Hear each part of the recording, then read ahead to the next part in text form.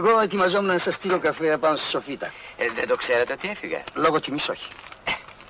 Τα κατάφερα και έφυγα χθες το βράδυ. Με ποιο τρόπο? Έχουμε κι εμείς τα βυστικά μας. Και πήγατε στην αστυνομία? Όχι. Αυτό δεν συμφέρει να το μάθει η αστυνομία. Δηλαδή δεν συμφέρει ούτε εσάς ούτε εμένα. Έκανα κάτι πολύ πιο απλό. Τι έκανες? Κάθισα και τα έγραψα όλα λεπτομερώς και τα έβαλα σε ένα φάκελο. Αυτό το φάκελο το παρέδωσα σε ένα φίλο μου. Αν μου συμβεί κάτι δυσάρεστο, ο φίλος μου αυτός έχει εντολή να παραδώσει το φάκελο στην αστυνομία και θα σας βρουν αμέσως. Έξυπνο. Μερσή. Και τι με θέλετε τώρα πρωί-πρωί? Θέλω να ξεδιαλύνω αυτή την υπόθεση. Ποια υπόθεση? Του λαχείου? Όχι. Την άλλη, τη σοβαρή. Δεν υπάρχει τίποτα το μυστηριώδες. Λες? Πόσοι μένετε στο σπίτι? 4. Εσύ, ο παλικαράς, ο άλλος? Μια υπηρέτρια και η ανιψιά μου. Α, έχεις και ανιψιά, Σε ενδιαφέρει? Είναι κόρη της αδερφής μου, ορφανή. Οι γονείς της πέθαναν στην Αυστραλία. Την κηδεμονεύω εγώ. Μπράβο. Μου τα πες σύμφωνα με τις πληροφορίες μου. Πήρες πληροφορίες? Τι έκανε όλο το βράδυ, προσευχές? Εντάξει, δικό μου το λάθος να πετάξω το λαχείο στα πόδια σου. Δεν το λογάριασα καλά. Κράτα τα λεφτά να τελειώνουμε. Ποια λεφτά? Το 1,5 εκατομμύριο. Δικό σου. Δεν θα σε ενοχλήσω. Θα με ξεχάσεις? Ναι. Και η ανιψιά σου? Τι να κατέβεις στην ανιψιά μου. Κράτα τα λεφτά και παρά τα μίσχο. Θα τα κρατήσω, αλλά αν πάθω τίποτα, ο φάκελος θα πάει τσιπ στην αστυνομία. Δεν θα πάθεις, αλλά θα καθίσεις φρόνημα. Α, όχι. Τι εννοείς όχι?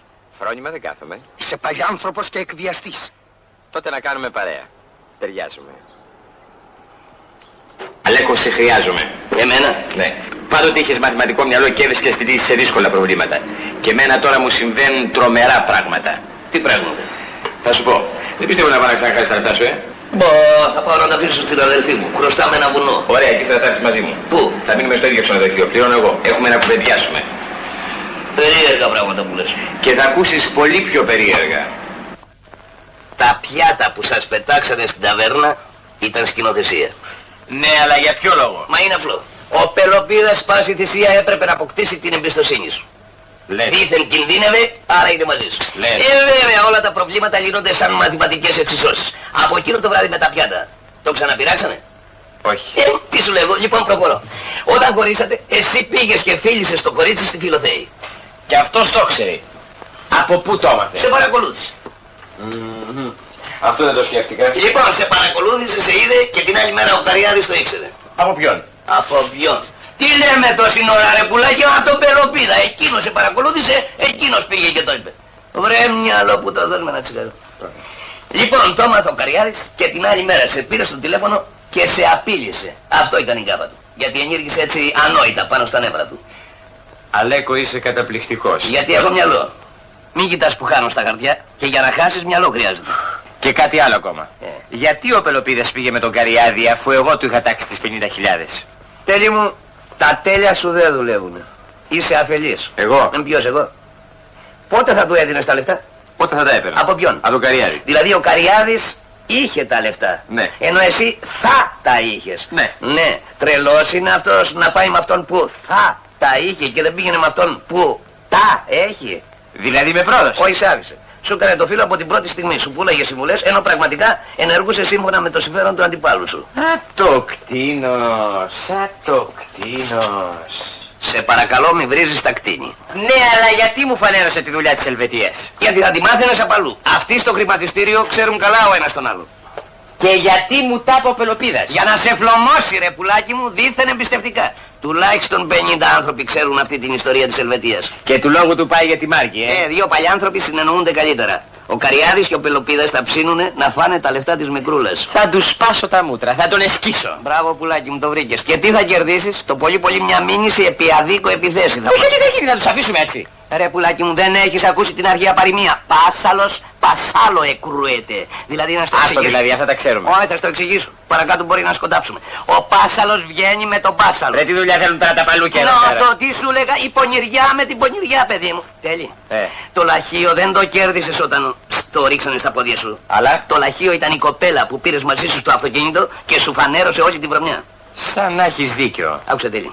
Εγώ είμαι χαρτοπαίχτης. Ναι. Πιστεύω στην τύχη. Και η τύχη αυτή τη φορά σου χαμογέλασε. Ναι. Αλλά μένει το άλλο. Πώς η κοπέλα... Η Μάρκη. Ναι, αυτή πάλι Μάρκη, πας. ναι. Πώς η κοπέλα έμαθε τη συζήτησή σου με το θείο της και ήρθε και σε έφτιασε. Εδώ είναι ο κόμπος. Α, θα μου φύγει το τσερβέλο. Πώς η κοπέλα έμαθε αυτά που θέλαν αυτή να μάθει και δεν έμαθε τα άλλα. Λοιπόν, ξέρεις τι συνέβη? Τι? Δεν μπορώ. Δεν μπορείς. Μήπως μπορώ εγώ. Ωραία, τελικά να μου τη χάρη, σε παρακαλώ. Πάμε κάτω στον μπαρ να πιούμε ένα ποτηράκι έτσι. Καλά, να ξεφωνώ. πήγαινε και έρχομαι. Να αλλάξω μια στιγμή. Ναι, να αλλάξω μια στιγμή κι άλλα, ρε. Έλα, μην αργείς. Ναι. Θα το βρω. Θα το βρω. Είπες ότι νίκιασε το διπλανό δωμάτιο από το δικό σου? Ναι. Να ρε. Το βρήκα. Τι βρήκα? Το μαγνητόφωνο. Το μαγνη... Άκου το λάθος. Λοιπόν, νοικιάζει το διπλανό δωμάτιο από το δικό σου. Ναι. Εγκαθιστά εκεί ένα μαγνητόφωνο. Δίνει 2-3 χιλιάρικα στην καμαριέρα και την ώρα που λείπεις εσύ μπαίνεις στο δωμάτιό σου και κρύβει κάπου ένα μικρόφωνο. Και την ώρα που κουβεντιάζουμε το μαγνητόφωνο γράφει. Μπράβο! Σουράπι μου έγινες. Ναι. Λοιπόν, άκου να δεις τη συνέχεια. Ναι. Παίρνει την ταινία, κόβει την ταινία και πετάει όλα τα κομμάτια και βαστάει μόνο την φωνούλα σου την ώρα που πασαρεύεις τη μικρούλα. Ένα ουίσκι. 2 ουίσκι. Στάσου να δεις. Μετά πάει στη Μάρκη και της λέει: έλα να δεις ο αγαπημένος σου τι καθαρματάκι είναι. Στάσου, το βρήκα. Η Μάρκη ακούει, ο Πελοπίδας της τηλεφωνεί σε ποιο μπαρ βρισκόμαστε. Έρχεται η Μάρκη και ευθύνει. Ακριβώς.